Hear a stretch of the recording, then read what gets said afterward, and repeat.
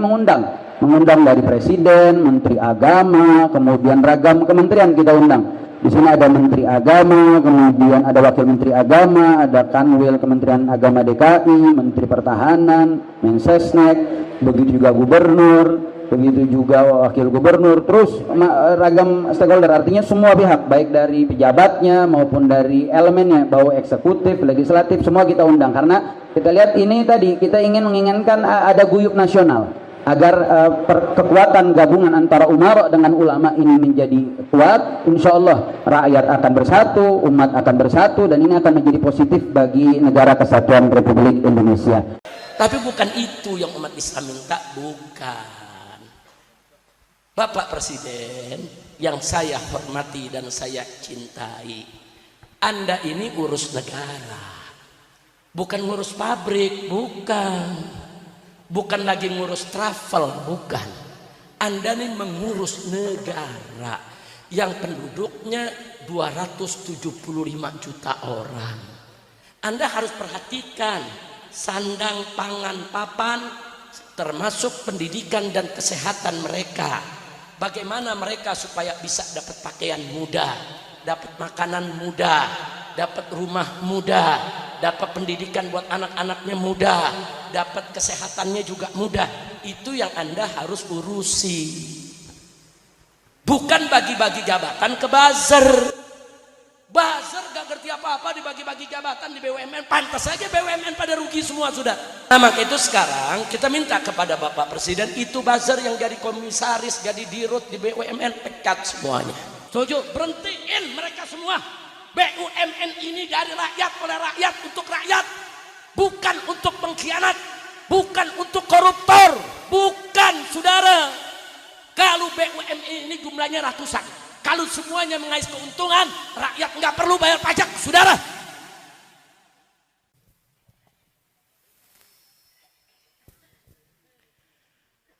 Assalamualaikum warahmatullahi wabarakatuh. Bismillah, walhamdulillah, wala hawla wala quwwata illa billah. Ashhadu an la ilaha illallah wahdahu la syarika lah, wa ashhadu anna sayyidana Muhammadan abduhu wa rasuluh la nabiyya ba'dah. Allahumma salli wa sallim wa barik ala sayyidina wa habibina wa syafi'ina wa maulana nabiyyina Muhammadin wa ala alihi at-tahirin at-tayyibin wa ashabihi al-ghurril mayamin wa man tabi'ahum bi ihsanin ila yaumiddin. Amma ba'd, ahibba'il kiram, في هذه المناسبة السعيدة وبمثل هذا الاجتماع المبارك لا أنسى أن أوصيكم جميعا ونفسي بتقوى الله وبطاعة رسول الله صلى الله عليه وسلم، ونسأل الله سبحانه وتعالى أن يجعلنا جميعا من المتقين، آمين يا رب العالمين. Satu kebahagiaan bagi kita semua. Dari tahun ke tahun, alhamdulillah dengan izin Allah Subhanahu wa taala, kita selalu bisa berkumpul di tempat ini dalam rangka memperingati Maulid Nabi kita Sayyiduna Muhammad sallallahu alaihi wasallam, sekaligus memperingati haul guru kita semua, orang tua kita, yaitu Syekhul Walid Al-Habib Syekh bin Ali Al-Jufri hafidhahullahu ta'ala wa ra'ah, famatarallahu wallahu subhanahu wa ta'ala an yarhamahu rahmatan wasi'ah wa ghafarallahu lahu maghfiratan jami'ah wa adkhalahu jannatahu jannatan na'im bihaqqi sayyidil mursalin, amin ya rabbal alamin.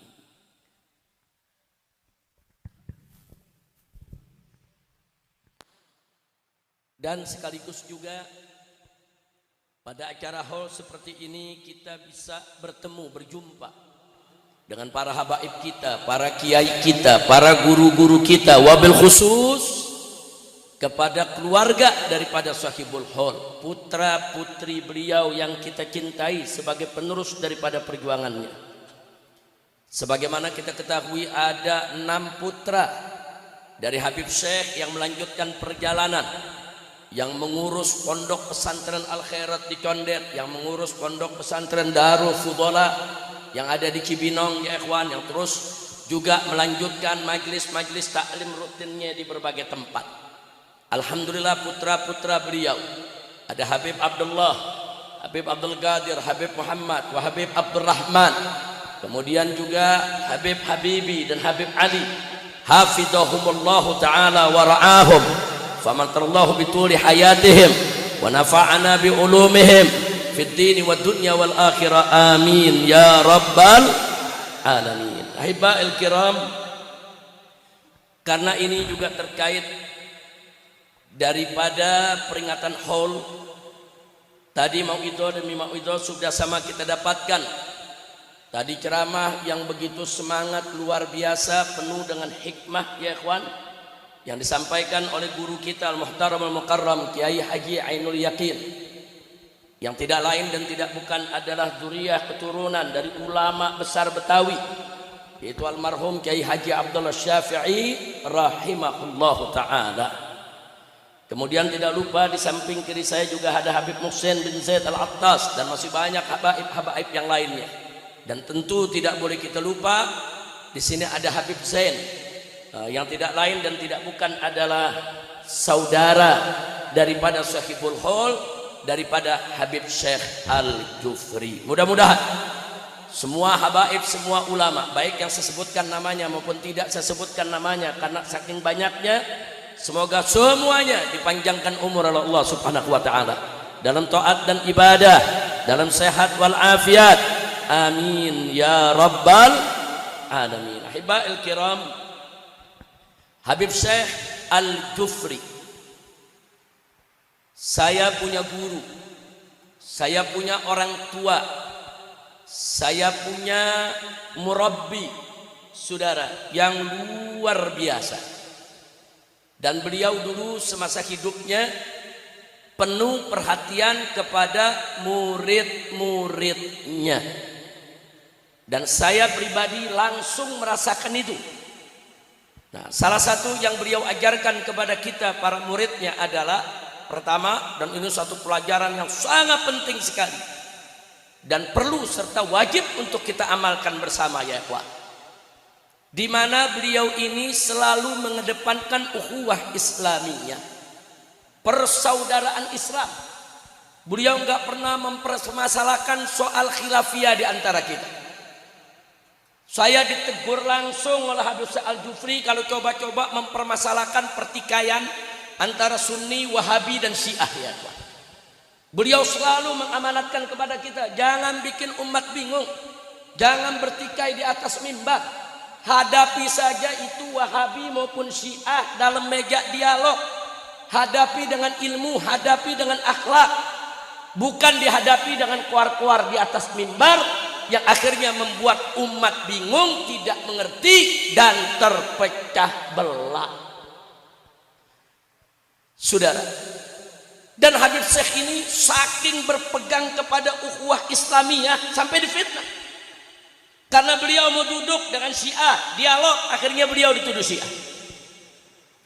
Karena beliau duduk mau dialog dengan Wahabi, akhirnya beliau yang dituduh Wahabi. Saya tahu betul saya punya guru bukan Syiah, bukan Wahabi, lo sunnah tulen 1000 karat ya. Karena saya belajar langsung kepada beliau.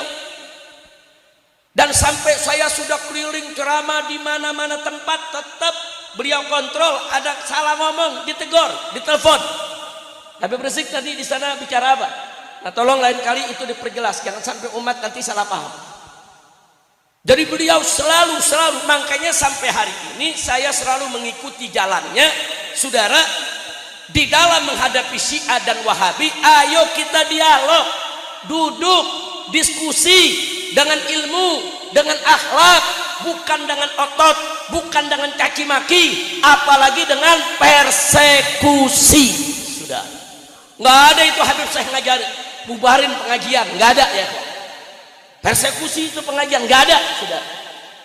Jadi betul-betul kita diajarkan diskusi dengan ilmu, diskusi dengan akhlak. Sampai akhirnya beliau difitnah. Sama seperti yang saya alami sekarang, karena saya ini murid Habib Syekh, mengikuti thariqahnya. Akhirnya saya pun sekarang saudara kalau duduk sama Wahabi dituduh Wahabi.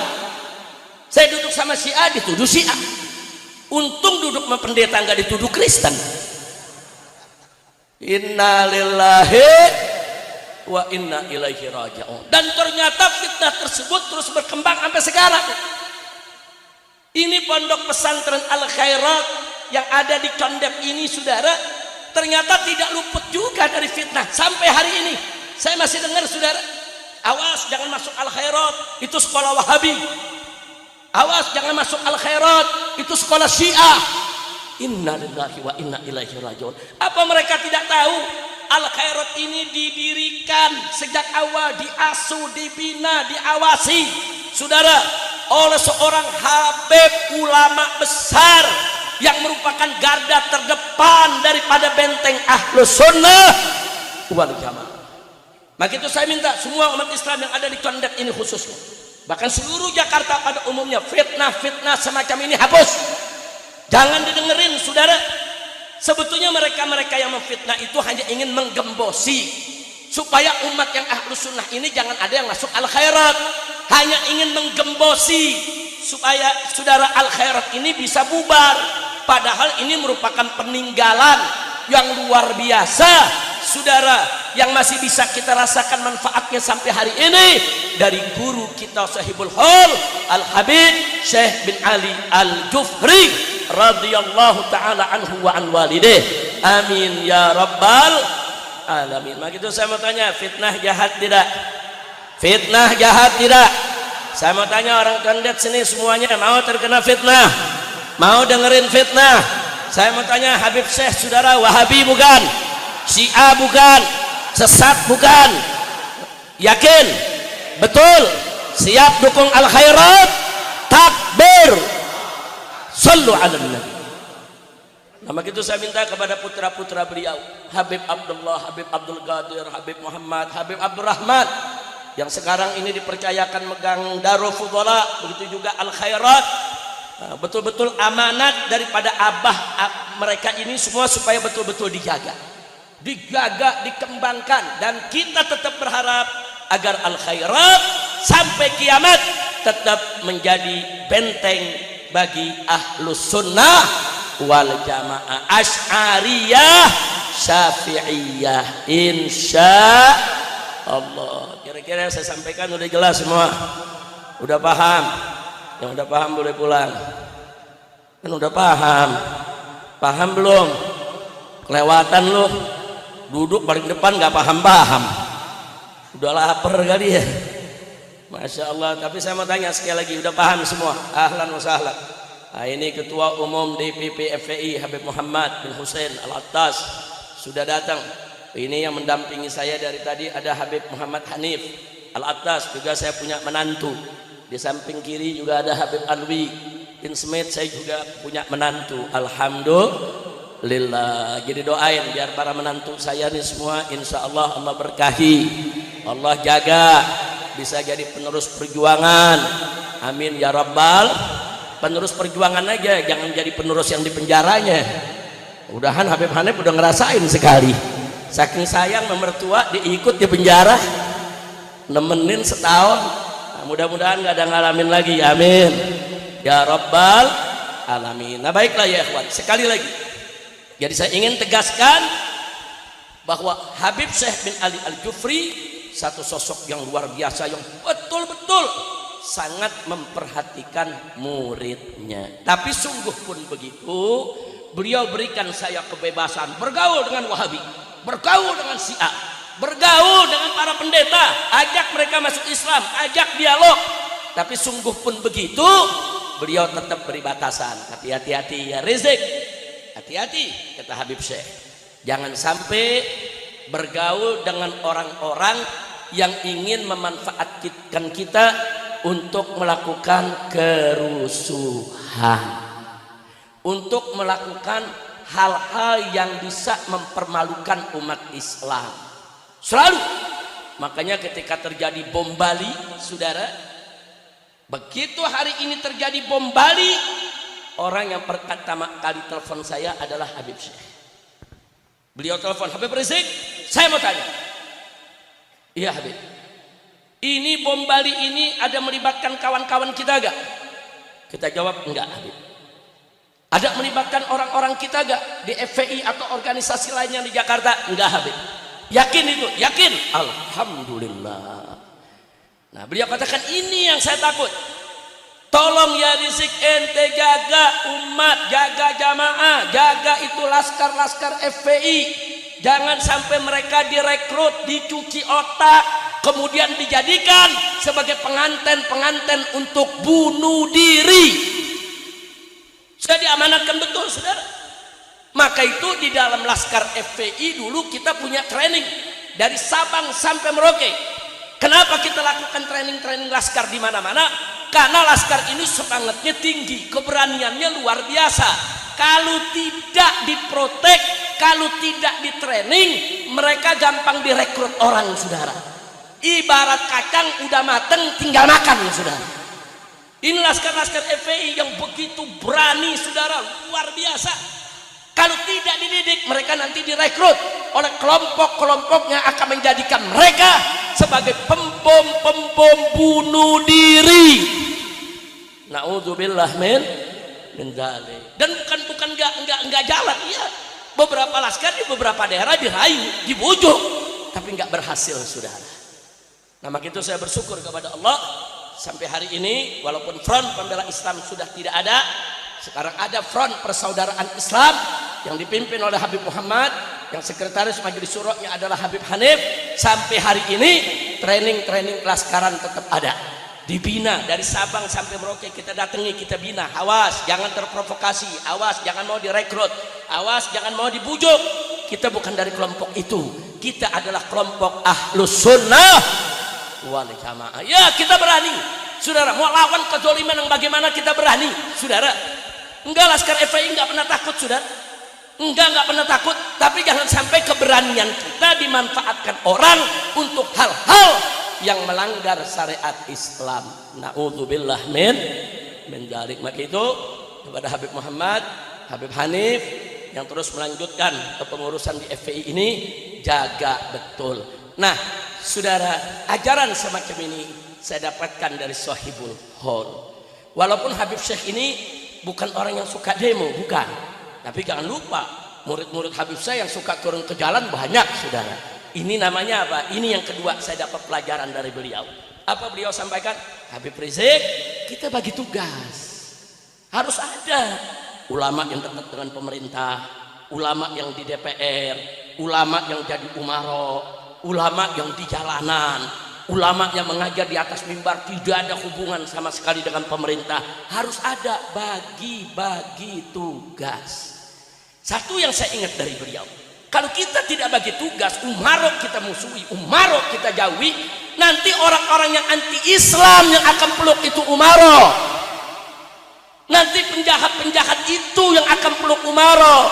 Nanti kalau umarok dipeluk oleh orang-orang jahat, brengsek, anti Islam, yang susah kita juga nantinya bersama umat Islam. Saya tanya, ajaran Habib Syekh bagus tidak? Bagus tidak? Takbir. Makanya jangan kaget, Habib Syekh selain berjuang di luar, dulu beliau duduk di MPR, saudara. Beliau nasihati itu anggota-anggota MPR yang macam-macam, yang aneh-aneh, saudara. Beliau bisa ketemu presiden, beliau bisa ketemu menteri, beliau nasihati, saudara, luar biasa. Dan beliau termasuk ulama yang nggak pakai tadi ngaling-ngaling, mau presiden, mau menteri, kalau sudah di hadapannya disampaikan yang hak itu hak, yang batil itu batil.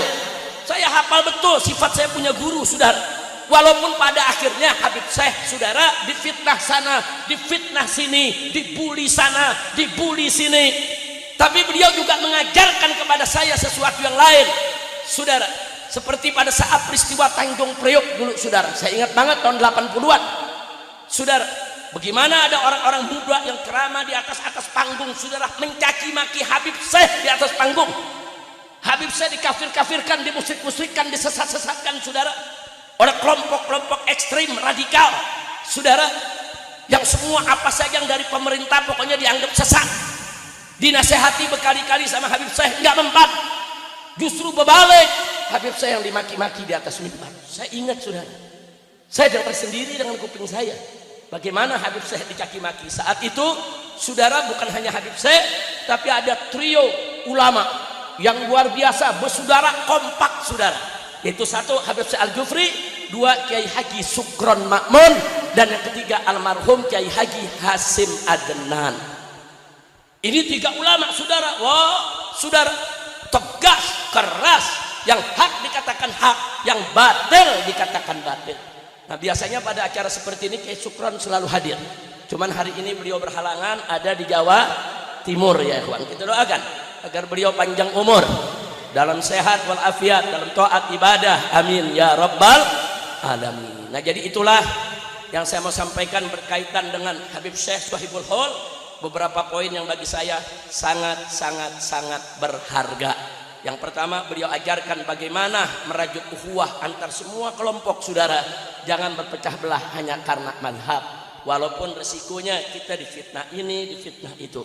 Itu yang pertama. Yang kedua, ajaran dari beliau, sebebas apapun kita bergaul dengan semua golongan, ada batasan-batasan yang tidak boleh dilanggar. Jangan sampai kita direkrut, dimanfaatkan, saudara, ditunggangi oleh orang-orang yang tidak bertanggung jawab. Nah, kemudian yang ketiga tadi, pelajaran yang kita dapatkan dari Habib Syekh adalah, saudara, yang hak katakan hak, yang batil katakan batil, dan kita harus berbagi tugas. Taksimul a'mal wal adwar wal wadhaif. Nah, makanya di sini saya mau sampaikan kepada umat semua ini yang ada di sini. Nah, maklum umat ini kan kadang-kadang sumbunya sumbu pendek, ya kawan. Tahu sumbu pendek?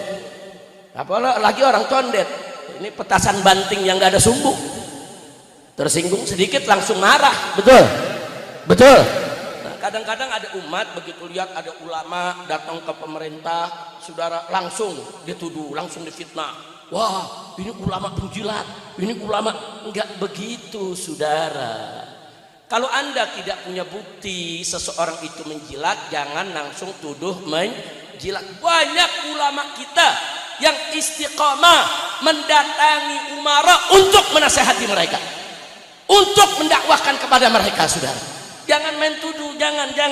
Maka itu saya ingat betul Habib Syekh Al-Jufri, ingat ya, jangan ia rizik, jangan suudzon. Kita bagi tugas. Harus ada yang ngelus pemerintah, harus ada yang gatak pemerintah juga, saudara. Lu paham gatak gak? Orang bukan Betawi lu kalau nggak paham. Ya gatak, ya gitak, sama udah. Paham?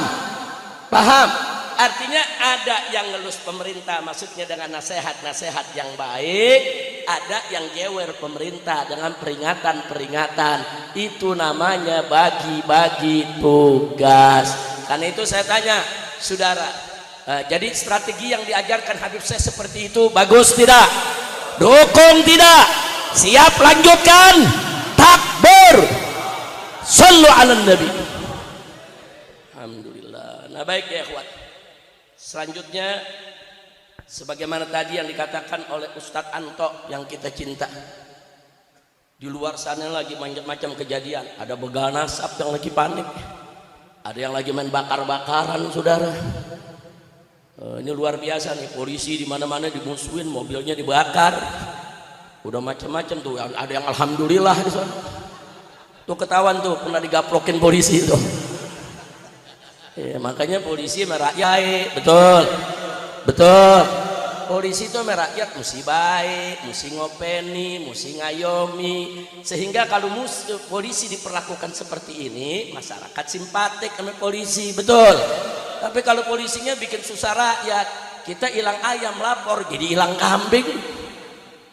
Ya, kemarin ada perempuan lapor, saudara, saya nih diancam orang, saudara, enggak diladeni, sampai akhirnya enggak sampai sebulan perempuan itu dibunuh sama orang. Di mana polisi itu dibayar, digaji, kagak keamanan, ada laporan, layani. Betul. Lu kelihatan disakitin semua. Jangan-jangan dia yang bakar pos polisi di depan, enggak itu. Saya dari Jakarta, dari Petamburan kemari di jalanan, saudara, pintu-pintu tol udah dibakar semua. Pos-pos polisi dari Selipi dibakar, cawang kompor dibakar, sampai ke Cililitan dibakar. Lu yang ngebakar kali lu. Astagfirullahaladzim. Kita nih, saya yakin di sini ada Kiai Haji Ainul Yakin, ada Habib Abdurrahman, Habib Hanif. Kita semua nih prihatin, saudara. Maunya kita.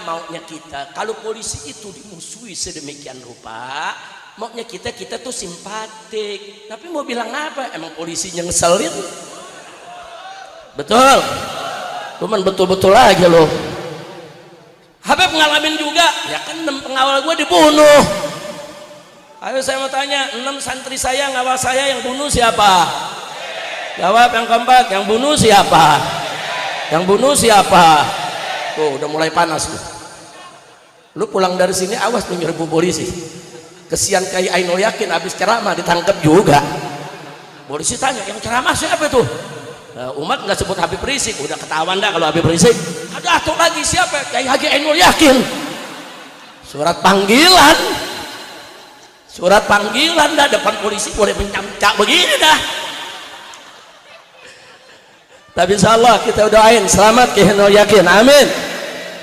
Amin ya Rabbal. Apalagi yang duduk di samping nih, 10 tahun jadi imam FPI belum pernah dipenjara, kayaknya nunggu giliran. Khair insyaallah Habib Hussein selamat dunia akhirat, amin. Nah, jadi saudara,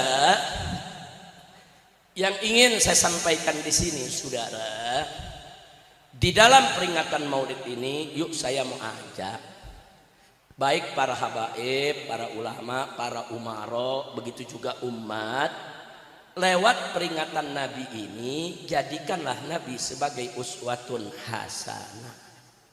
Saudara, karena cinta kepada Nabi tidak cukup hanya dengan dinyatakan cinta. Cinta kepada Nabi Shallallahu Alaihi Wasallam tidak cukup hanya dengan kita banyak bersolawat saja.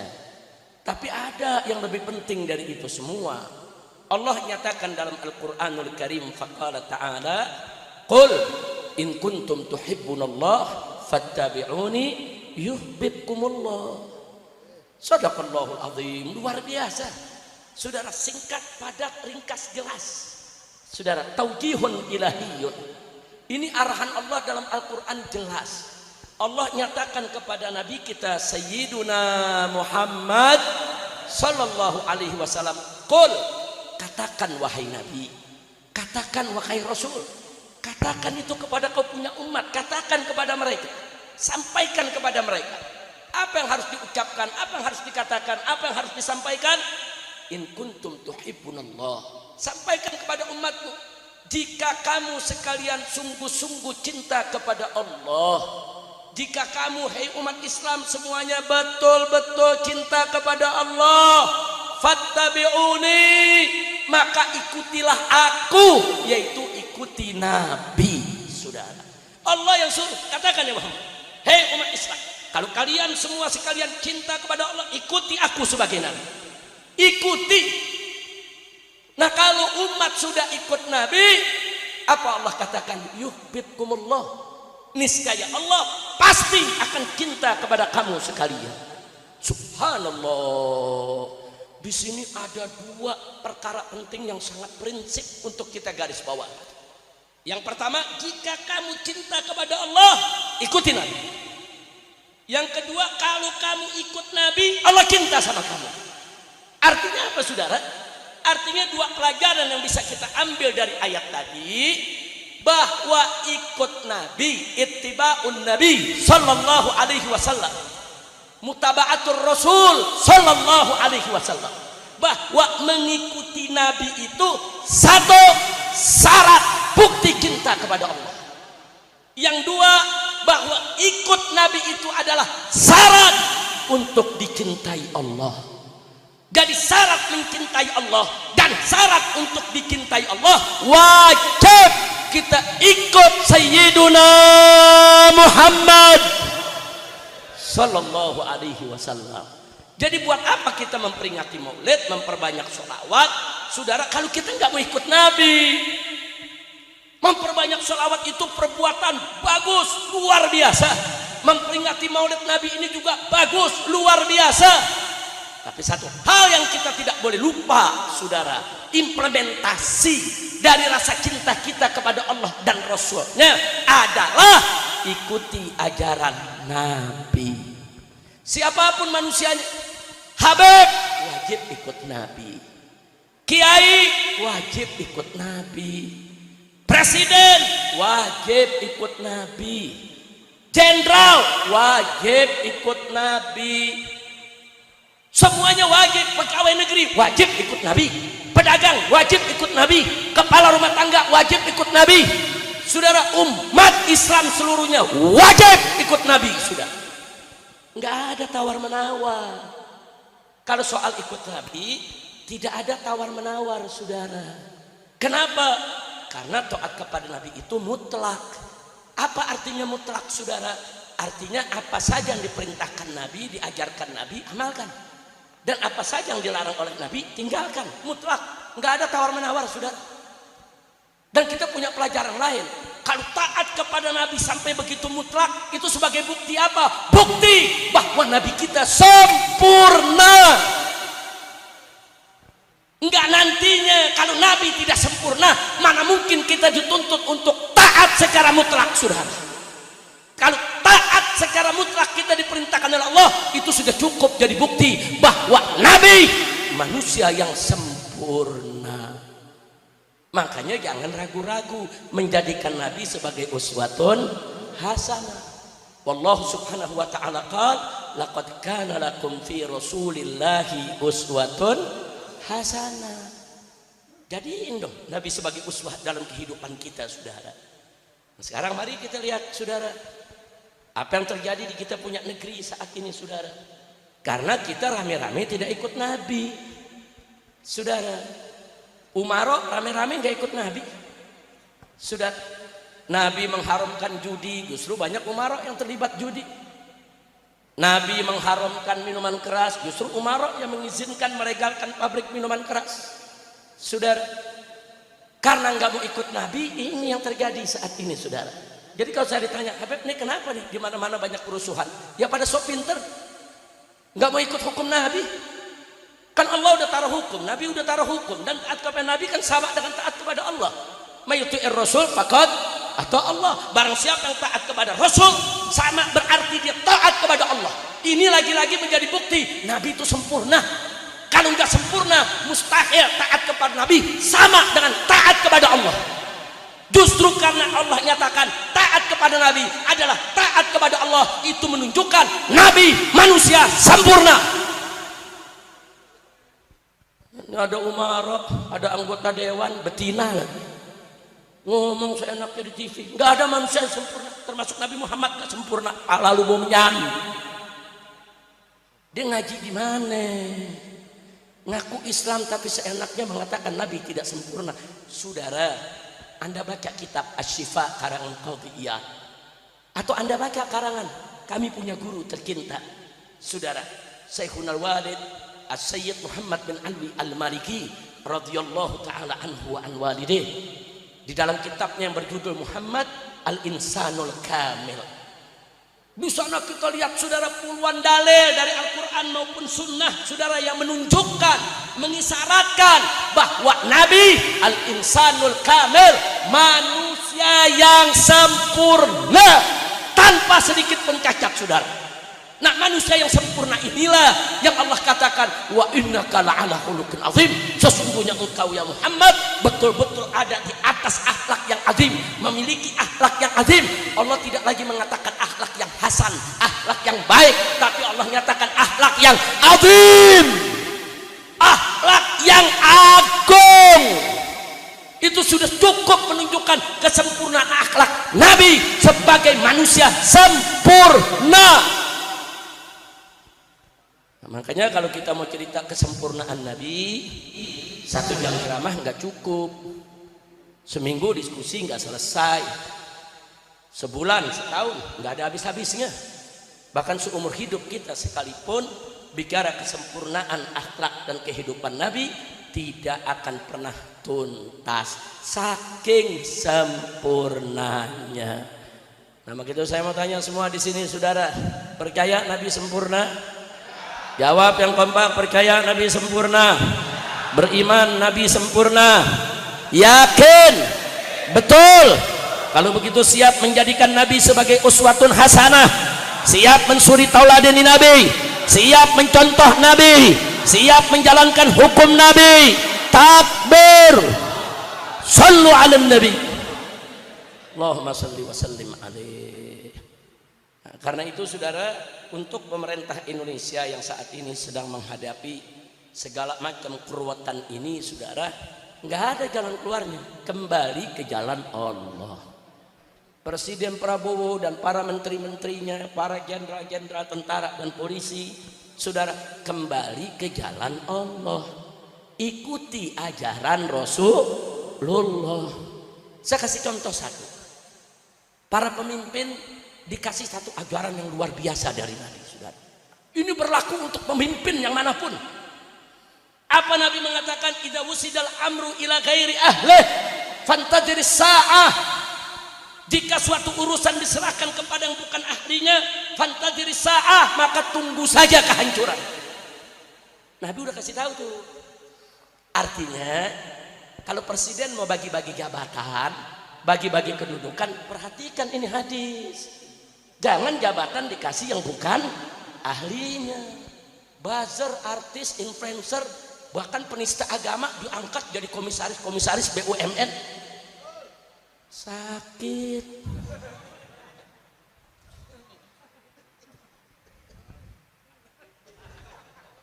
Lo jujur sakit tidak?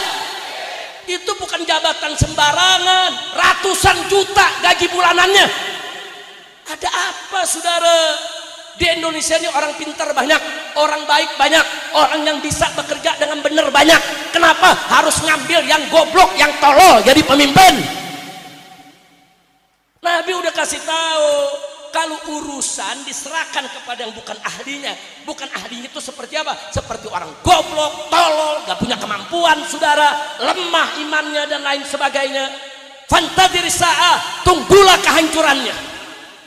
Maka jangan kaget, saudara, gara-gara menterinya ini gak beres, saudara, menteri orang terlibat judi masih dipakai jadi menteri. Ada apa, saudara? Menteri yang udah jelas terlibat korupsi masih dipakai jadi menteri, saudara. Itu namanya miara koruptor. Terus mau Indonesia ini berkah. Berkah dari mana, saudara? Kalau mau berkah, angkat menteri yang benar. Ini dari zaman Jokowi kemarin, ini pengangkatan menteri serba nggak benar, saudara. Sampai sekarang dilanjutkan, saudara. Kemarin zaman Jokowi, saudara, menteri pendidikan diambil dari bos Gojek. Apa hubungannya? Bos Gojek jadiin menteri transportasi, menteri perhubungan, pantas, betul. Menteri pendidikan. Udah gitu seorang bankir, ahli perbankan, saudara, diangkat jadi menteri kesehatan, sampai sekarang masih diangkat lagi. Akibatnya apa? Akibatnya rumah sakit dibisniskan. Maka itu sekarang berobat mahal, berobat dibisniskan. Bahkan dokter kalau nggak paksa pasiennya untuk CT scan, untuk MRI, untuk pakai alat-alat yang canggih, bayar mahal, dokter bisa diberhentikan, saudara. Gila ini negeri, saudara. Ada apa? Oh, kalau saya mau buka satu persatu, saudara, sampai besok pagi nggak selesai ini ceramah, saudara. Luar biasa, rusak ini negeri, dibikin rusak. Saya mau kasih fakta sejarah, saudara. Dulu di zaman Pak Harto, dengan segala kekurangannya dan kelebihannya, saudara, Pak Harto bikin BUMN, Badan Usaha Milik Negara. Di daerah ada BUMD, Badan Usaha Milik Daerah. Untuk apa, saudara? BUMN yang ngatur penerbangan, BUMN yang ngatur bandara-bandara, BUMN yang ngatur pelabuhan, BUMN yang ngatur pelayaran, BUMN yang ngatur listrik, BUMN yang ngatur itu telkom dan lain sebagainya, BUMN, saudara, yang mengatur air, BUMN yang ngatur pertambangan, BUMN yang ngatur emas seperti Antam, yang mengatur nikel, mengatur batu bara, itu semua ada BUMN-nya. Tujuannya apa sih? Supaya negara dapat untung dari situ. Untungnya buat membiayai negara. Negara ini kan perlu biaya, bangun rumah sakit, bangun puskesmas saudara, bangun kantor-kantor polisi, bangun kantor-kantor negara, bangun kantor-kantor lurah, camat, bupati, gaji ASN saudara, gaji tentara, gaji polisi. Dari mana itu duit? BUMN ini yang kerja. Sumber daya manusia dan sumber daya alam dikelola. Makanya waktu zaman Soeharto pajak rendah. Kenapa? BUMN-nya semua subur, semuanya untung saudara. Nah sekarang nih dari zaman Jokowi yang kemarin saudara, BUMN semua rugi. Bagaimana nggak rugi saudara? Yang dianggap jadi bos daripada BUMN, ternak-ternak dia semua. Apa yang nggak ngerti ngurus BUMN? Dikasih jabatan komisaris BUMN, direktur BUMN, akhirnya saudara 10 tahun BUMN digeragoti, bangkrut semuanya. Bangkrut bisa rugi, PLN bisa rugi, padahal masyarakat nggak boleh telat bayar. Telat bayar dicabut, betul?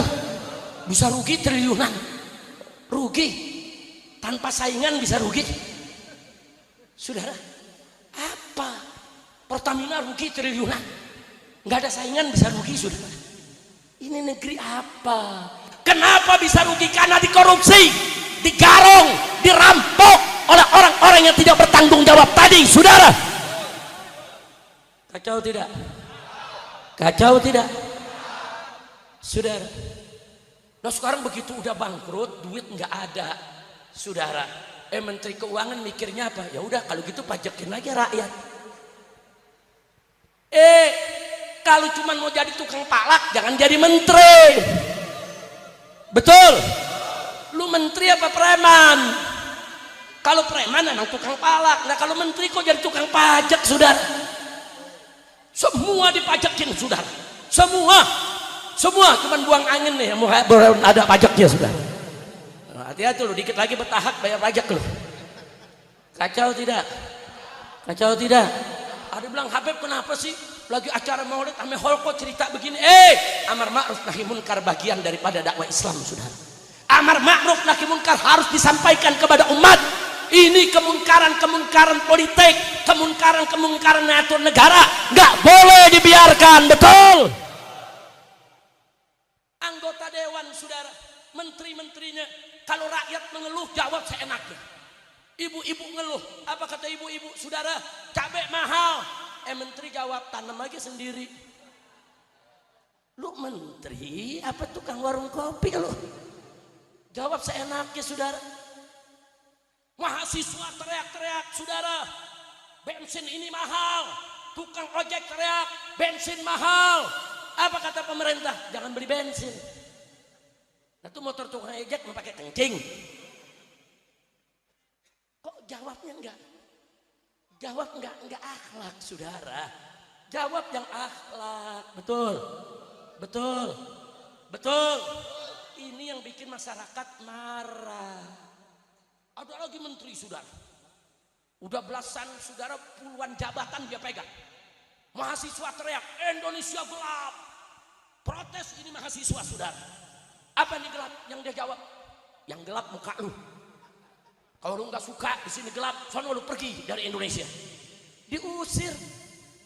Sampai keluar kalimat, rakyat gak usah protes-protes pemerintah. Apa jasa kalian kepada negara? Wow.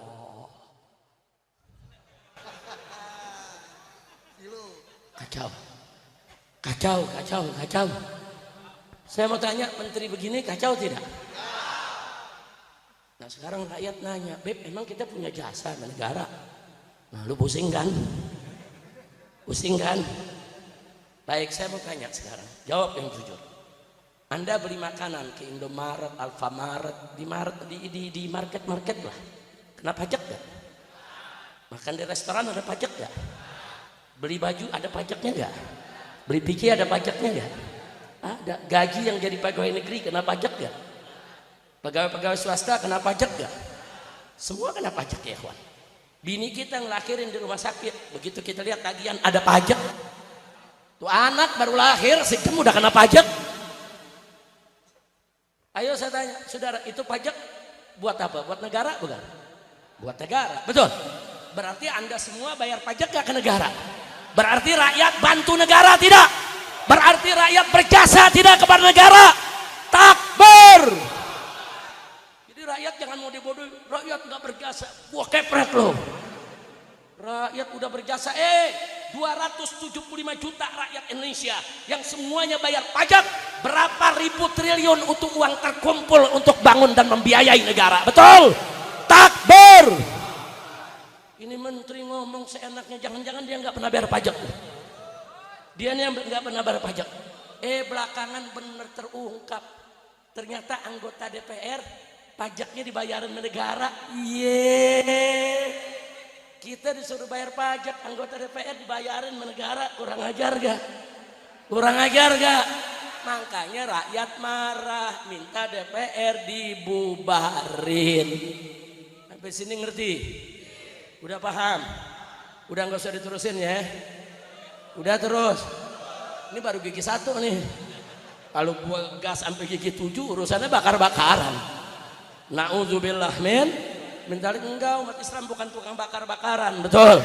Tapi jangan coba-coba ganggu umat Islam, betul. Betul. Betul. Itu baru anak muda mahasiswa yang turun, udah pada keok tuh polisi. Bagaimana umat yang turun rame-rame, betul? Kira-kira kalau umat Islam turun rame-rame, polisi bisa digulung tidak? Bisa tidak? Takbir! Shallu ala nabi. Tapi bukan itu yang umat Islam minta, bukan.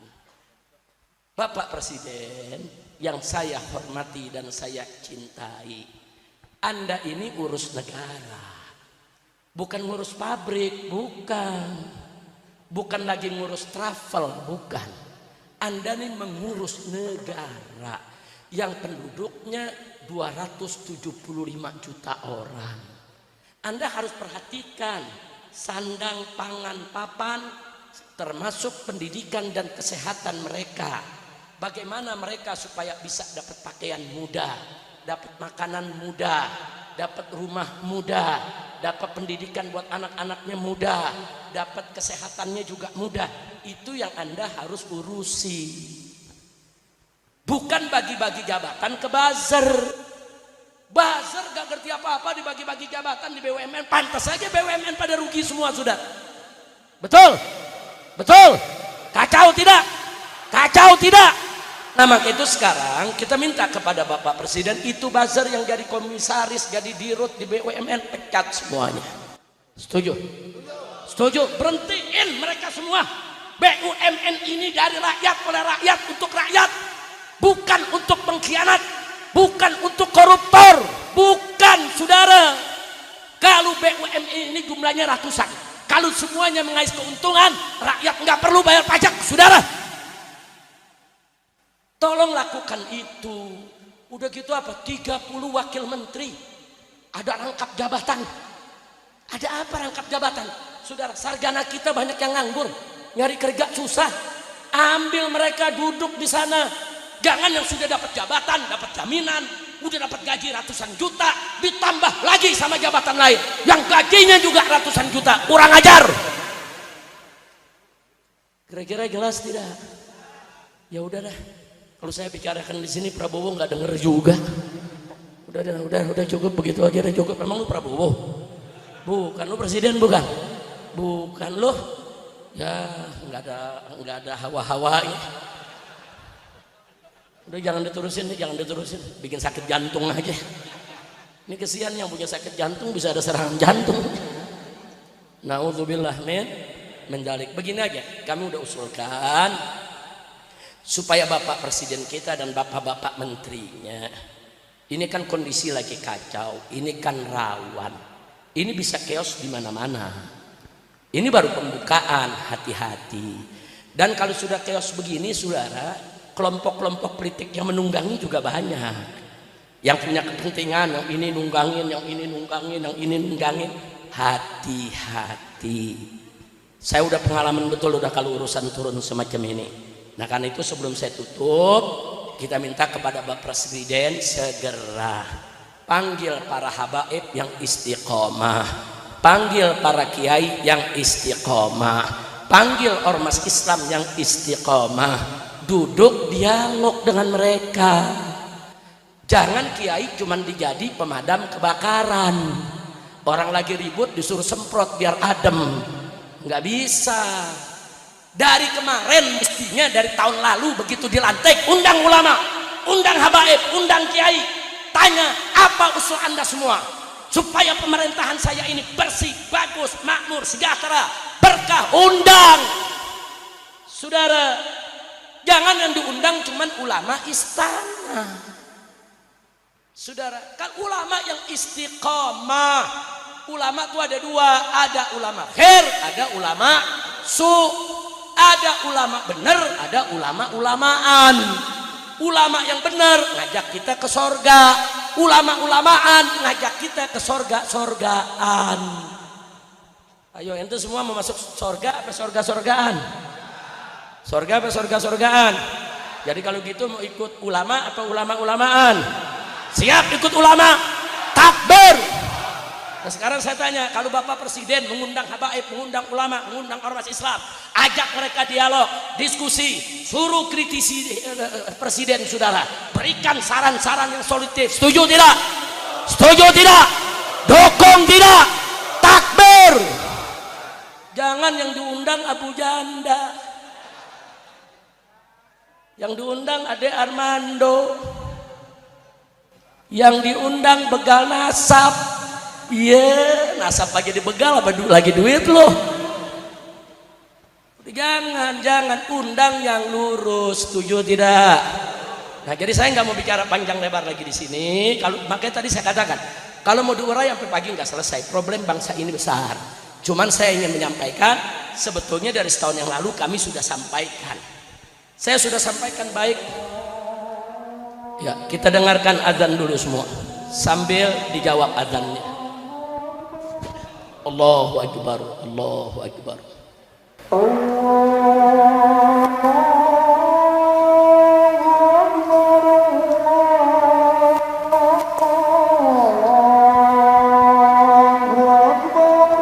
Allahu Akbar, Allahu Akbar.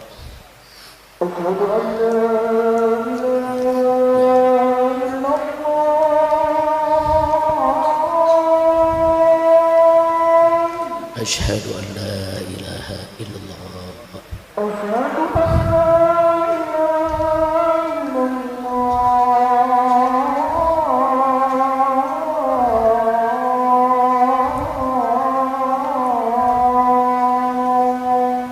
Asyhadu an la ilaha illallah.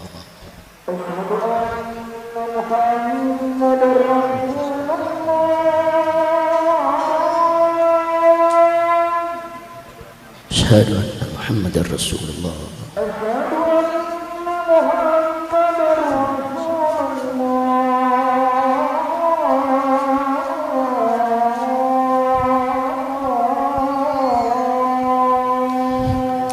Asyhadu anna Muhammadar Rasulullah.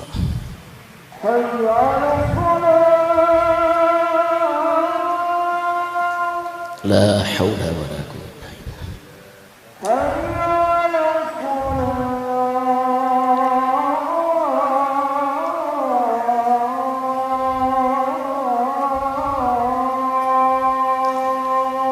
La haula wa la quwwata.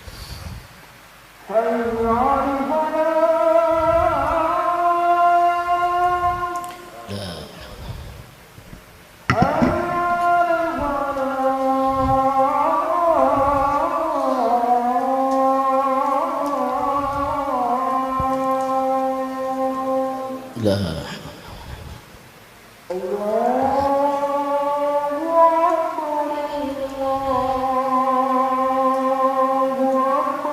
Allahu Akbar.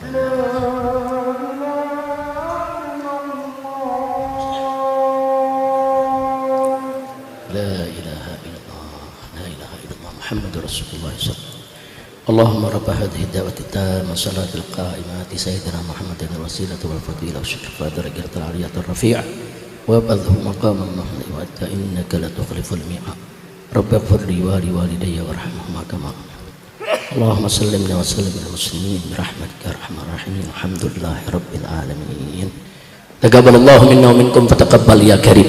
Nah, karena waktu sudah masuk zuhur, saya hanya sedikit saja melanjutkan. Setelah itu kita tutup. Setuju? Setuju?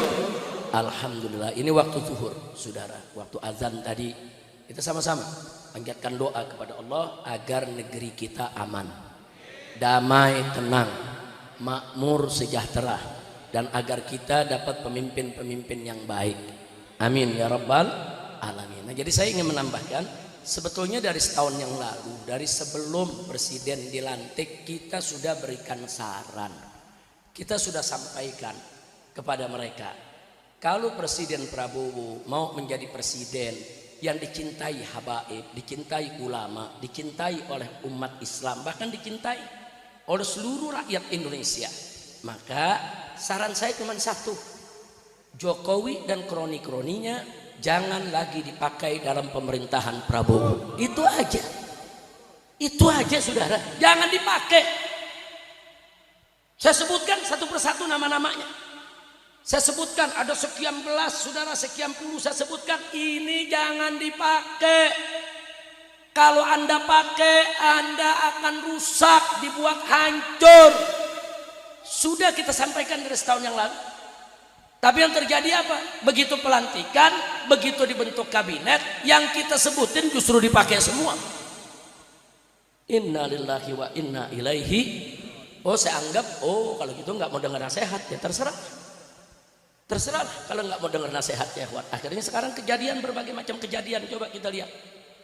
Mulai dari Pati kemarin rakyat turun rame-rame. Kenapa? Kenapa dipaksa? Pajak naik 250%. Nah, kenapa di daerah-daerah pajak itu banyak naik? Ya karena Kementerian Keuangan menekankan ini pendapatan dari daerah mesti besar, di sektor pusat mesti besar. Ini kita punya utang ribuan triliun. Bagaimana cara bayarnya? Ambil aja dari rakyat, saudara. Makanya tadi saya katakan kok menteri jadi preman tukang pala, saudara. Ibn Khaldun rahimahullahu ta'ala sebagai seorang filosof dalam urusan sosial politik mengatakan kalau suatu negeri saudara sudah mengandalkan biaya pembiayaan negaranya dari pajak, itu tanda kalau negeri itu bangkrut saudara. Ini negeri bangkrut, nggak usah ditutup-tutupi saudara, nggak usah ditutup-tutupi. Jangan dikorbankan rakyat untuk bayar pajak ini pajak itu. Jangan pajak saudara ngekek rakyat. Udah gitu seenaknya menteri mengatakan ya pajak kan sama zakat. Enak betul saudara. Dalam Islam zakat dikenakan kepada orang kaya, orang miskin nggak kena zakat. Pajak miskin kaya dicekek semua. Bahkan yang miskin lebih dicekek. Buktinya mana? Habib jangan memfitnah. Buktinya anggota dewan kaya-kaya nggak kena pajak. Pajaknya dijamin oleh negara. Rakyat yang kecil-kecil saudara, sampai tukang ojek bayar aplikatornya aja begitu besar saudara. Belum lagi kena pajak ya. Ini mesti diatur. Pajak itu nyekek rakyat saudara buat nempanin pejabat. Jadi jangan disamakan pajak dengan zakat. Kira-kira jelas tidak? Bukan, itu bukan solusi. Nah kalau presiden mau tahu solusinya bagaimana? Kan dulu kita udah kasih saran, cari yang benar. Kan Nabi udah kasih tahu, idza usidal amru ila ghairi ahli fantadiri sa'a. Kan yang pintar banyak. Saya mau tanya jujur sekali lagi nih sama yang hadir sini, orang Indonesia yang pintar banyak gak? Banyak gak? Yang benar banyak gak? Yang bagus banyak gak? Yang sarjana banyak tidak? Kenapa bukan mereka yang dipakai? Kenapa yang dipakai pelawak? Yang dipakai artis, yang dipakai influencer, yang gak ngerti untuk urus negara? Masya Allah. Nah jadi jangan salahin saya. Kalau di mana-mana, Habib Rizik marah-marah melulu. Bukan marah. Ini kita dalam rangka amar ma'ruf nahi munkar. Setuju tidak? Setuju tidak? Ya memang amar ma'ruf nahi munkar resikonya banyak. Saudara, ya dipanggil, yang ditangkap, ya dipenjara berkali-kali. Saudara, wah diserbu sama PWI. Nah, itu kan resiko juga.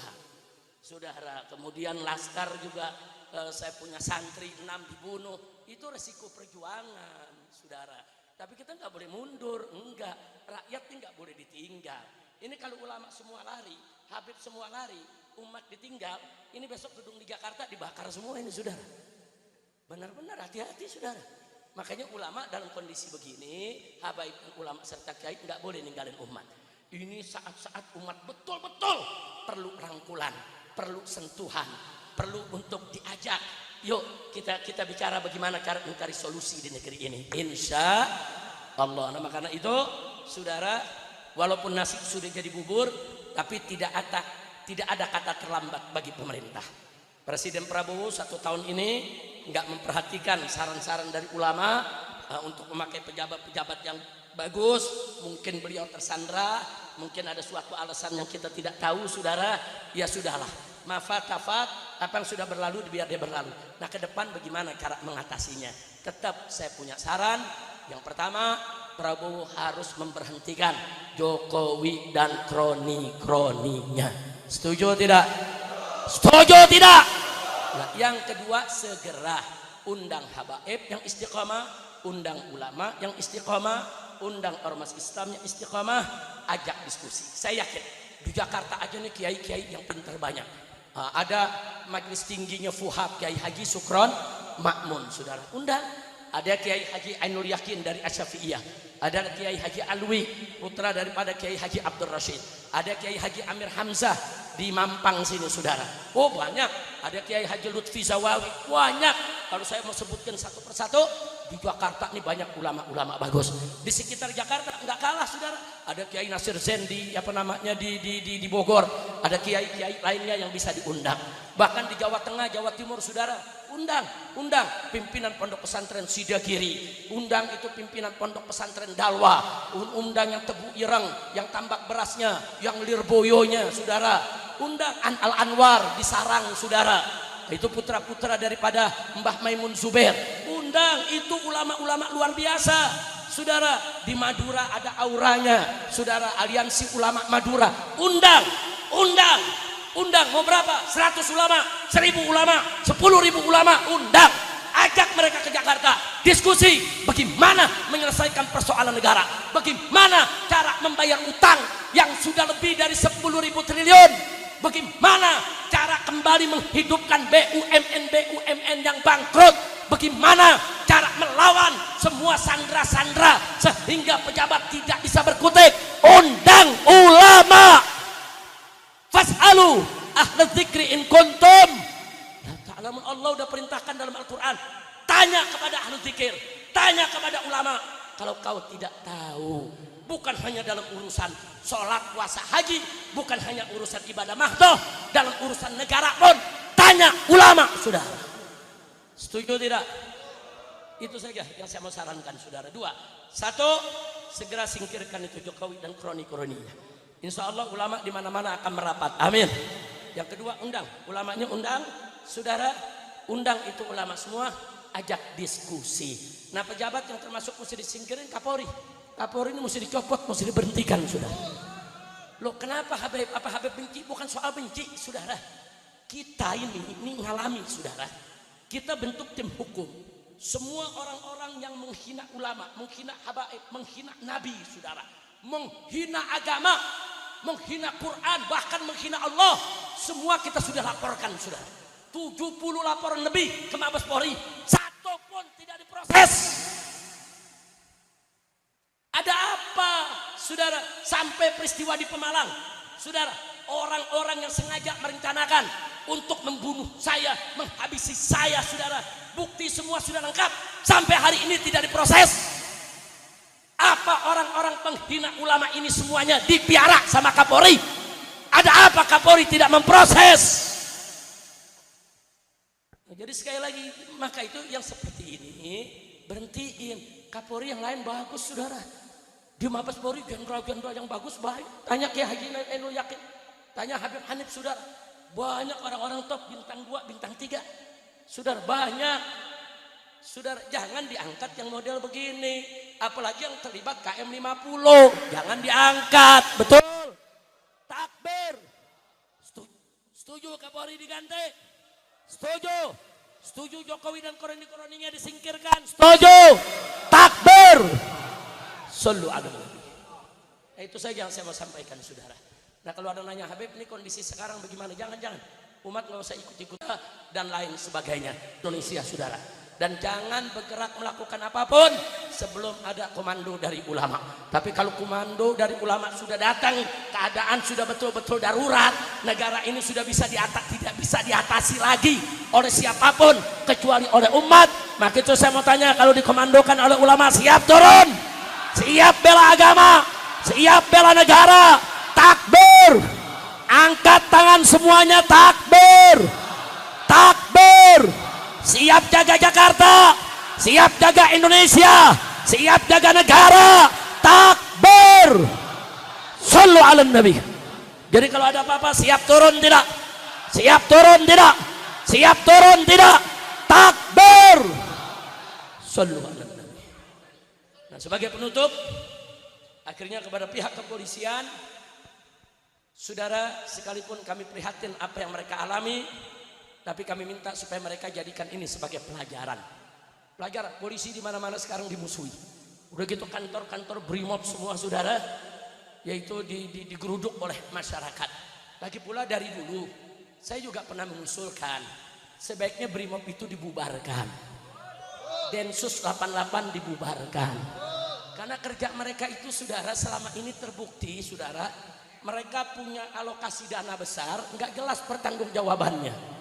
Udah gitu, saudara, BRIMOB ini diperkuat, persenjataannya lebih dari tentara. Ini berbahaya. Memang BRIMOB mau perang lawan siapa? BRIMOB itu keamanan buat rakyat, bukan perang lawan rakyat. Yang mesti diperkuat senjata itu tentara. Perkuat angkatan darat, betul. Perkuat angkatan laut, betul. Perkuat angkatan udara, betul. Perkuat persenjataan tentara. Kenapa? Untuk melawan musuh yang datang dari luar, saudara. Kalau BRIMOB itu mau lawan siapa, dipersenjatai begitu canggih, mau lawan rakyat, mau perang sama rakyat. Dari dulu saya bilang Densus 88 bubarin, saudara. BRIMOB juga bubarin. Tugas BRIMOB berikan kepada tentara, cukup. Soal Densus 88 untuk terorisme, tentara juga punya kok pasukan anti terorisme, saudara. Betul? Setuju tidak? Sebab kalau mereka sudah bengis, bunuh orang, culik orang, siksa orang, saudara, rakyat jadi benci. Nanti akhirnya polisi yang nggak salah semua ikut jadi korban, betul? Betul. Padahal polisi yang baik juga ada, betul? Makanya polisi-polisi yang jahat, galak semacam ini, singkirkan, singkirkan. Nah, maka itu kita minta kepada kepolisian, berbenah dirilah, perbaiki diri. Kami para habaib, para ulama akan mengajak umat untuk yuk sama-sama kita memperbaiki kriteria kinerja kepolisian. Jangan sampai polisi jadi musuh rakyat. Karena kalau polisi jadi musuh rakyat, kita juga rugi, saudara. Karena kita perlu juga keamanan-keamanan yang mengurus segala pertikaian di antara kita. Nggak mungkin kita lepas dari polisi. Tapi kita tentu ingin polisi yang baik, bukan polisi yang jahat. Betul? Betul? Nah, itu yang saya mau sampaikan, saudara. Jadi segeralah Kapolri diganti, Densus dibubarkan, BRIMOB dibubarkan. Nah, bangun institusi Polri yang lainnya secara elegan, secara bermartabat untuk bisa menjadi bagian dari rakyat. Insya Allah. Setuju tidak? Nah, jadi sekali lagi nih sebelum saya tutup, kalau ulama habaib diundang oleh presiden untuk diskusi menyelesaikan soal negara, dukung tidak? Setuju tidak? Takbir. Kalau para ulama-ulama tersebut nanti suatu saat memberikan komando kepada kita, siap ikut, siap ikut, takbir. Nah, itu saja yang saya mau sampaikan. Mudah-mudahan Habib Abdurrahman dan seluruh saudaranya, Habib Abdullah, Habib Abdul Qadir dan lain sebagainya senantiasa dilindungi oleh Allah Subhanahu wa taala. Dan mudah-mudahan semua yang hadir di sini tidak keluar dari tempat ini kecuali dosanya diampuni oleh Allah. Kesalahannya dimaafkan. Segala utang piutangnya dilunaskan. Penyakitnya disembuhkan, kesulitannya dimudahkan, kesempitannya dilapangkan, rizkinya diluaskan, penghasilannya diberkahi, diberikan keluarga yang harmonis. harmonis dan diberikan keturunan yang solihin dan solehat. Ala hadhihi niyya wa likulli niyatin salihah. Wa ila hadratin Nabiyil Mustafa sallallahu alaihi wasallam bisirril Fatihah.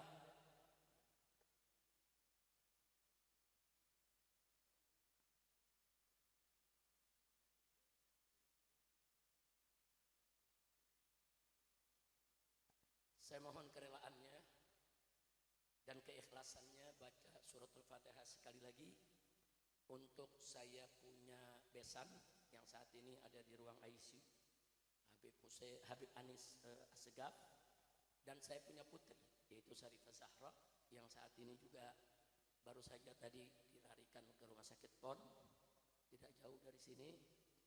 Kita mohon kepada Allah agar Allah sembuhkan, diberikan sehat walafiat untuk bisa beraktivitas kembali seperti biasa. Dan begitu juga untuk orang-orang tua kita semua yang sedang sakit, yang sedang dapat kesusahan, semuanya dimudahkan oleh Allah. Ala hadhihi niyyah wa likulli niyatin salihah wa ila hadratin Nabiyil Mustafa sallallahu alaihi wasallam bisirril Fatihah.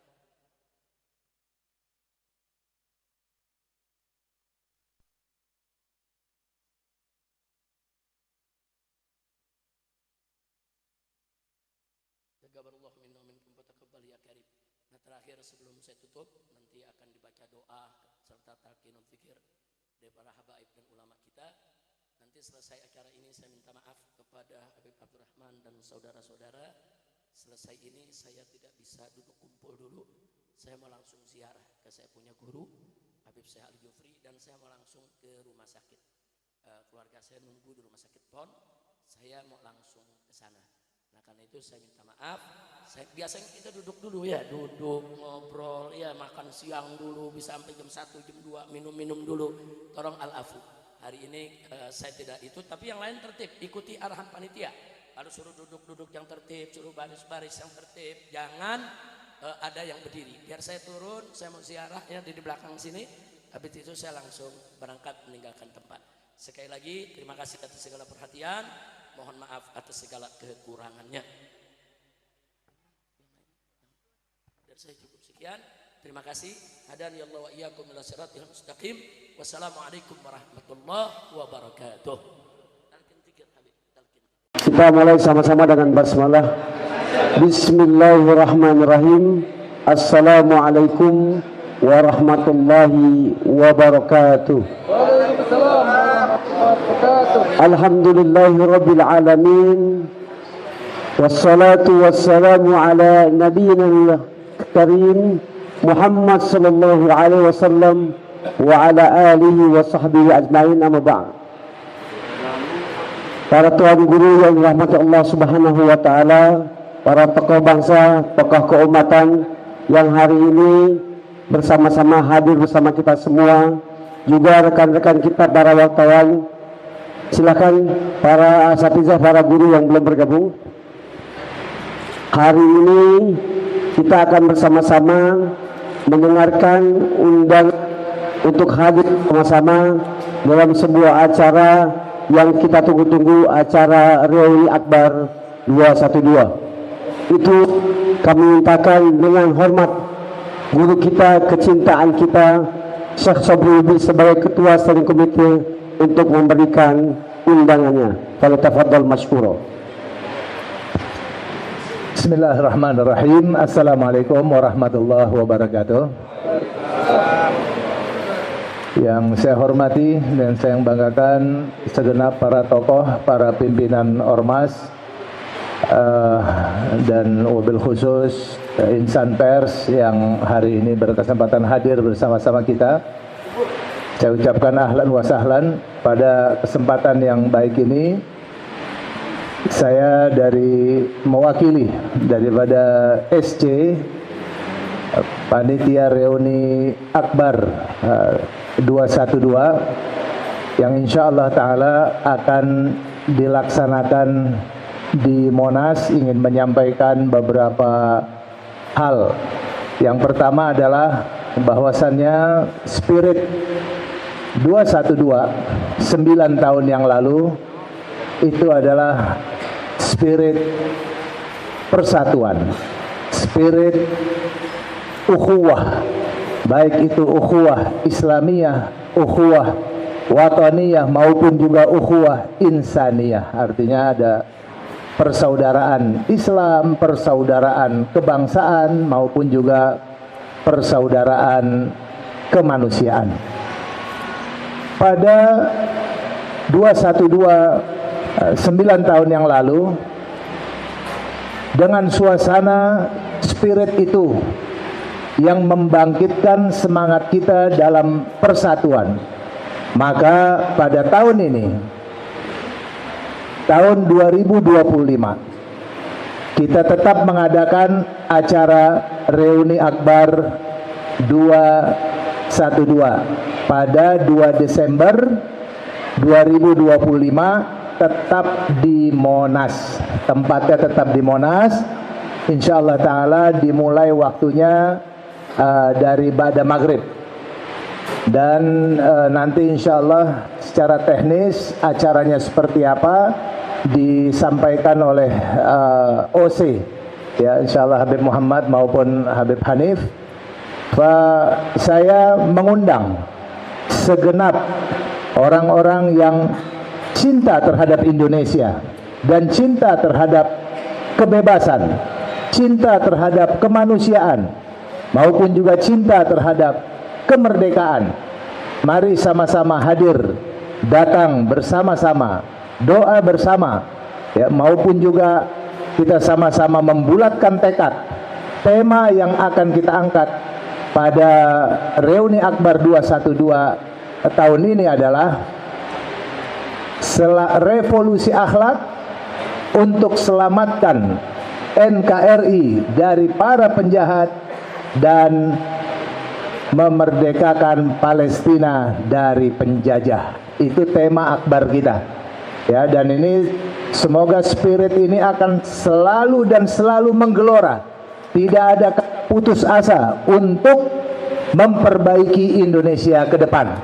Oleh karena itu, insyaallah ta'ala yang akan kita dan sudah kita undang, baik itu seluruh elemen masyarakat, ormas-ormas Islam, dan juga aparatur pemerintahan. Kita juga mengundang Prabowo Subianto selaku Presiden Indonesia, begitu juga menteri-menteri terkait maupun pejabat-pejabat publik terkait, dan insyaallah ta'ala kita akan sama-sama berkumpul antara umara dan juga ulama serta umat Islam bersama-sama meminta kepada Allah Subhanahu wa ta'ala agar Allah berikan tambah banyak hidayah dan Allah Subhanahu wa ta'ala berikan keamanan dan Indonesia tercapai niat dan tujuan sebagaimana founding father dulu mencita-citakan berdirinya Indonesia. Insyaallah ta'ala demikian dari saya.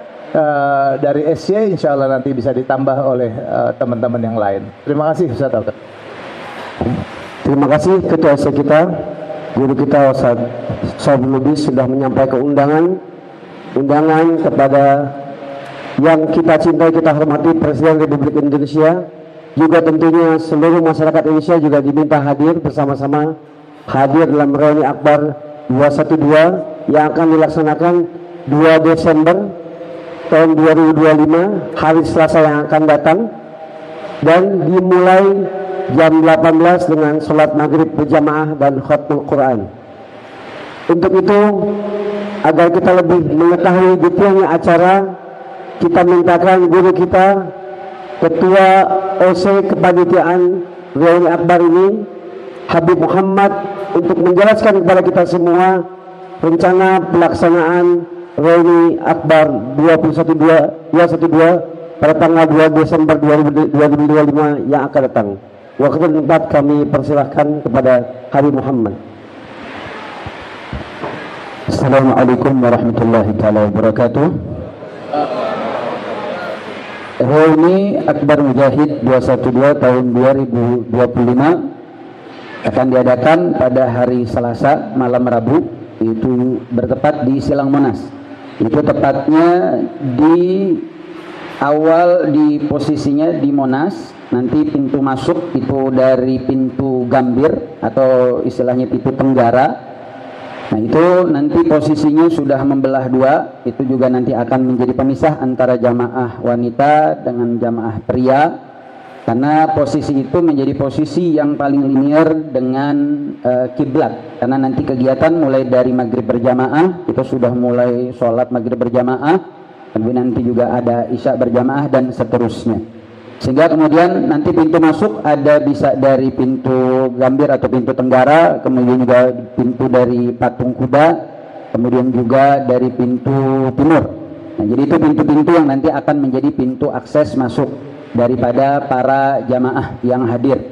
Kemudian juga dari segi parkir. Nah, ini parkir biasanya sering menjadi pertanyaan dari para peserta aksi atau peserta reuni daripada reuni Akbar 212, itu nanti bisa ada kantong parkir ada di IRTI, atau kemudian juga bisa di Kemayoran, bisa di lapangan Banteng, di Perpustakaan Nasional, dan di beberapa tempat-tempat sekitar. Dan kemudian juga dihimbau kepada para peserta untuk diupayakan datang sudah dalam keadaan berwudu, walaupun nanti kita akan upayakan untuk ada fasilitas-fasilitas berwudunya, kemudian juga fasilitas-fasilitas penunjang, sehingga para peserta diharapkan untuk membawa perlengkapan sholat, itu bagi yang hadir. Kemudian juga untuk jangan lupa membawa bendera merah putih, membawa bendera daripada Palestina, begitu juga membawa bendera tauhid berwarna putih, karena kita akan sama-sama mengibarkan daripada bendera yang menjadi tema daripada acara kita di Reuni Akbar 212 di tahun 2025. Kemudian juga diingatkan kepada para jamaah untuk jangan lupa membawa sejadah, payung, jas hujan, begitu juga perlengkapan yang kemudian menunjang, karena saat ini memang rentan sering hujan di beberapa waktu terakhir ini, dan senantiasa menjaga kebersihan dan ketertiban, karena ini menjadi tagline-nya 212 semenjak awal tahun 2016. Setiap acara 212 selalu menjadi contoh, sehingga kenapa kemudian spirit 212 ini terus kita galangkan untuk terus menerus ada reuni semenjak tahun 2017 sampai 2025. Tujuannya adalah spirit untuk terus menjaga negara kesatuan Republik Indonesia, untuk terus menjaga persatuan, sehingga mudah-mudahan 212 ini bukan hanya milik umat Islam, karena dari tahun 2016 sendiri beragam umat juga hadir dari dalam acara tersebut, dan mudah-mudahan reuni 212 menjadi simbol ukhuwah, simbol persatuan, simbol kesatuan untuk umat. Takbir, takbir, takbir. Sehingga kita mengajak seluruh alumnus yang pernah hadir, baik dari tahun 2016 sampai 2025, untuk hadir bersama-sama, untuk sama-sama kita lantunkan ragam doa untuk keselamatan negara kesatuan Republik Indonesia, juga untuk keselamatan Palestina. Selebihnya kita minta untuk Habib Hanif untuk menjelaskan rundown acara yang akan sama-sama kita jalani. Baik, terima kasih banyak Habib Muhammad Kiai Sobri, Ustadz Oke. Insya Allah kita akan mulai sebetulnya di balik layar. Pemulainya bukan hanya maghrib berjamaah, tapi sebelum itu sudah ada santri-santri dari berbagai pesantren yang akan menghatamkan Al-Quran secara kolektif. Jadi entah nanti akan ada berapa puluh atau berapa ratus hataman Al-Quran yang sudah dibaca di balik layar untuk menyambut acara Reuni Akbar 212 ini, sehingga ketika sholat maghrib berjamaah semua peserta mujahid sudah berkumpul. Setelah maghrib berjamaah langsung kita mulai khatmul Quran dari wadduha sampai selesai. Jadi penutupnya saja itu akan dibaca bersama-sama bareng-bareng. Setelah itu kita baca doa khatmul Quran, yang mana kita sama-sama tahu ketika dibacakan khatmul Quran, di situ doa-doa diijabah oleh Allah Subhanahu wa taala. Ada ribuan harapan, ada jutaan harapan pada malam hari itu. Kita berharap semuanya diijabah oleh Allah untuk bangsa, negara, dan perjuangan agama Islam insyaallah. Kemudian berikutnya ada istighatsah, ada zikir. Setelah itu isya berjamaah. Setelah isya berjamaah akan ada pembacaan sholawat, pembacaan maulid baginda Nabi besar Muhammad SAW. Saya kadang-kadang kalau ngebayangin ini luar biasa. Kalau yang hadir ratusan ribu sampai jutaan orang, berapa juta sholawat malam itu yang akan dibacakan. Kalau sudah berapa juta sholawat yang akan dibacakan pada malam hari itu, berapa puluh juta rahmat yang akan Allah turunkan. Itu turun puluhan juta, ratusan juta rahmat, apakah nggak membawa keberkahan buat Indonesia? Nggak membawa keberkahan buat Palestina? dan insya Allah membawa keberkahan buat kita semua, apalagi yang hadir pada malam hari ini insya Allah. Setelah selesai pembacaan maulid, setelah itu kita akan ada pembukaan, lalu pembacaan Al-Quran, lalu menyanyikan Indonesia Raya, itu kurang lebih jam 9 malam ya, sekaligus mars perjuangan. Lalu jam 9:15 malam itu sampai selesai sambutan para tokoh dan pimpinan-pimpinan ormas dengan tema-tema keagamaan dan tema-tema keumatan serta tema-tema kebangsaan. Jadi apa yang menjadi problematika di tengah umat beragama, problematika di tengah bangsa dan negara, insya Allah pada malam hari itu akan disampaikan oleh para tokoh-tokoh kita.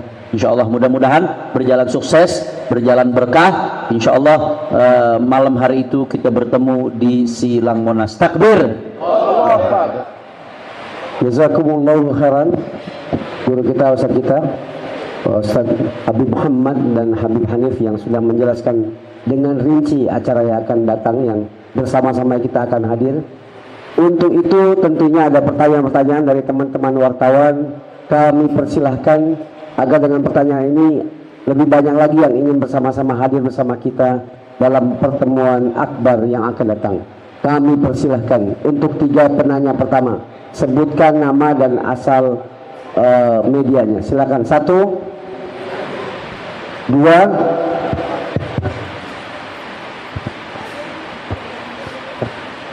ada lagi? 3. Silakan, nomor 1 tadi. Sebutkan nama dan asal media. Assalamualaikum warahmatullahi wabarakatuh.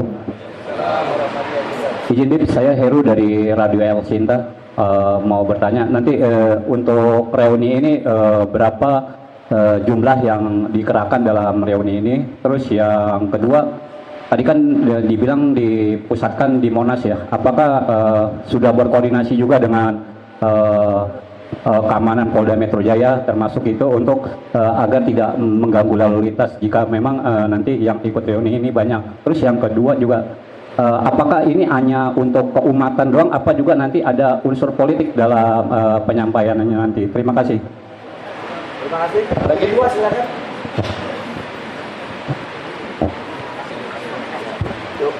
Assalamualaikum warahmatullahi wabarakatuh. Ustaz Sabri Lubis, Ketua Umum Izin Lemens dari jakartatv.com. Terkait dengan acara reuni ini, kita tahu bahwa pemerintah sekarang kan mendukung juga Palestina. Itu pun merupakan harapan daripada masyarakat Indonesia. Tanggapan daripada rekan-rekan di sini terkait dengan pemerintah, bagaimana tanggapan rekan-rekan? Apakah memang dilibatkan ini? Terima kasih. Yang ketiga silakan. Lagi. Jangan lupa nama dan asal. Saya Ardi Mahardika, Radio Data Bekasi, Pak. Apa yang menjadi dorongan ke pemerintah berkaitan dengan adanya reuni ini? Kemudian juga Gubernur juga nanti akan hadir begitu ya. Apakah pemerintah juga akan hadir juga dalam kegiatan ini? Dan juga berkaitan dengan agama lain begitu ya. Apakah nanti juga mereka akan hadir juga dalam kegiatan ini, Pak?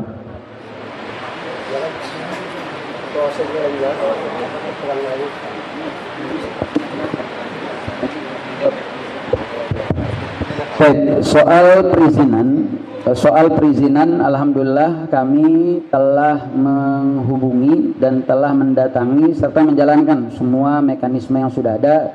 Cuman memang saat ini masih proses. Cuman terakhir kemarin saat kami datang dan audiensi ke Bapak Gubernur DKI Jakarta, dan saat itu dihadirkan seluruh stakeholder yang kemudian memang terkait baik dari UPK, Satpol PP, Dishub, dan itu yang kemudian juga menjadi catatan bagi kami karena memang saat ini kan berbeda dengan reuni-reuni tahun-tahun sebelumnya. Reuni-reuni tahun sebelumnya biasanya kita mulai dari tahajud sampai subuh. Saat ini kita mulainya dari maghrib berjamaah yang pada jam-jam tersebut menjadi puncak intensitas daripada kendaraan begitu tinggi dalam lalu lintas, sehingga kemudian diskusi dan kemudian pertemuan dengan pihak-pihak terkait itu masih berjalan. Artinya perizinan alhamdulillah sudah berjalan, tinggal beberapa yang dituntaskan. Kemudian berkaitan tentang lalu lintas juga alhamdulillah sudah ada dari kedua belah pihak, baik dari kami panitia maupun dari pihak-pihak terkait sudah berdiskusi. Makanya tadi saya sempat sebut beberapa kantong-kantong parkir merupakan alokasi di mana turunnya peserta, kemudian di mana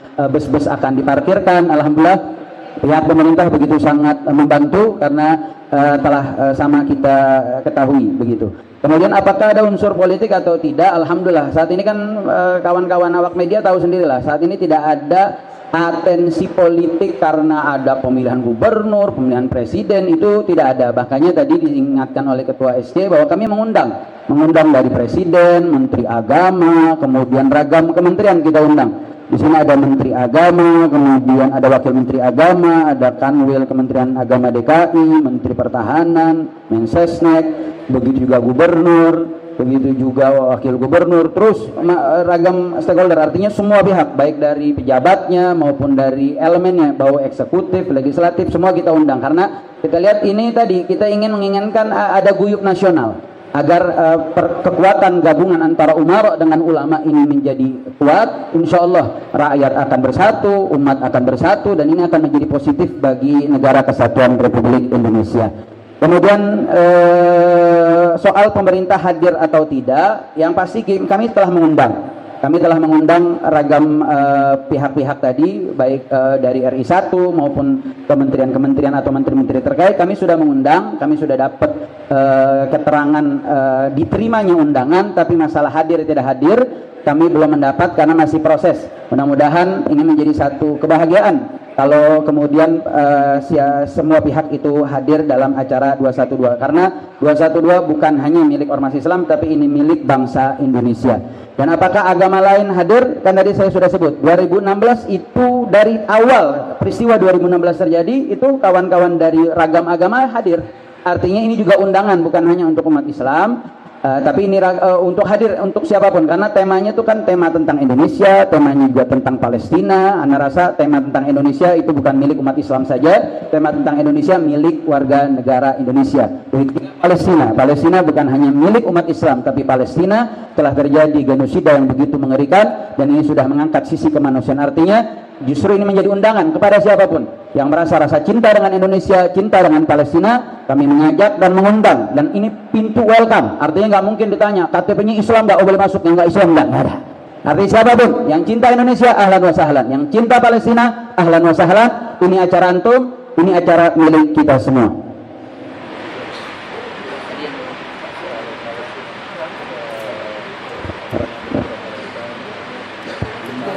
Ya.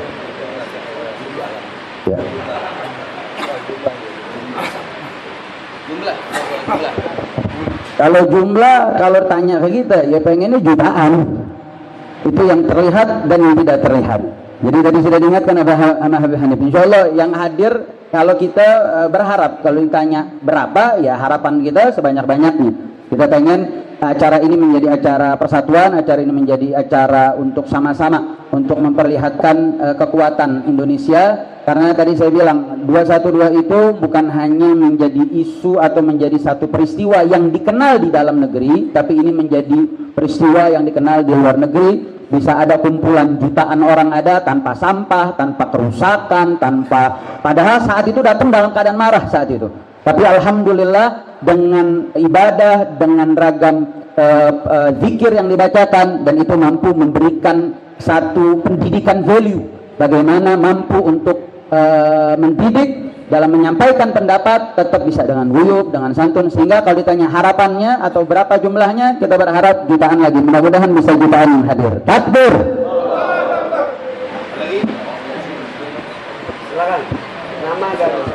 Dan ada tambahan sedikit, mungkin sebagian bertanya kenapa pindah dari waktu tahajud, karena selama ini dari 2017 sampai 2024 selalu diadakannya waktu tahajud sampai subuh berjamaah sampai pagi hari, karena kita memaklumi ini weekday, hari Selasa banyak kawan-kawan baik alumnus Mujahid 212 atau yang juga di luar itu, banyak yang kerja, banyak yang sekolah, sehingga kalau pagi mereka kesulitan buat hadir. Kita memaklumi hal tersebut sehingga kita bikinnya maghrib berjamaah, agar yang sudah pulang kerja, pulang sekolah, insya Allah bisa tetap ikut berpartisipasi di dalam reuni akbar Mujahid 212 dengan rangkaian kegiatan yang ada di dalamnya.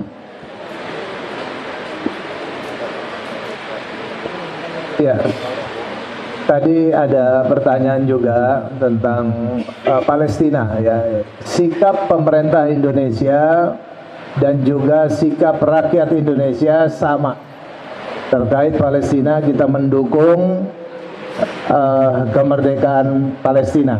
Nah, oleh karena itu dalam acara ini kita mencoba untuk menghimpun energi umat, energi rakyat dengan energi pemerintah ini bisa bersatu untuk kemerdekaan Palestina, sehingga energi ini bisa lebih dirasakan dari waktu ke waktu. Jadi kita ikut serta dalam mengawal, walaupun dari Indonesia, kita ikut serta mengawal proses kemerdekaan Palestina insyaallah ta'ala. Dan kita mendukung dan kita mengawal bagaimana arah dukungan yang dilaksanakan oleh pemerintah supaya tetap menjadi produktif untuk kemaslahatan kemerdekaan bangsa Palestina. Karena ini sangat sensitif isunya. Nah, apakah ini nanti akan ditunggangi oleh kepentingan katakanlah kepentingan Israel, justru Indonesia yang dipakai gitu ya untuk tentara-tentaranya ditugaskan untuk misalnya melucuti senjata pejuang misalnya begitu, akhirnya jadi menimbulkan keributan di dalam Palestina sendiri, jadi merugikan.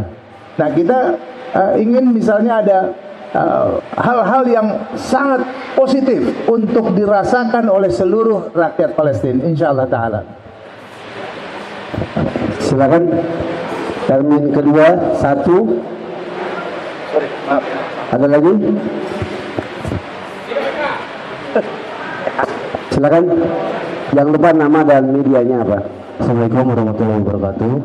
Saya Ori dari 20detik.com. Mau bertanya, 212 kan identik dengan tokoh yaitu Pak Habib Rizik Syihab. Nah, apakah nanti dalam reuni ini juga akan dihadiri oleh Habib Rizik Syihab? Terima kasih. Ada lagi? Silakan.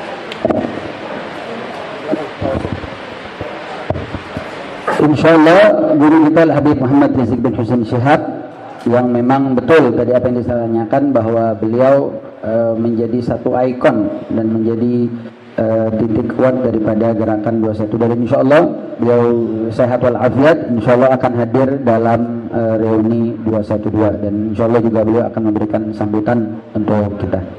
Nah.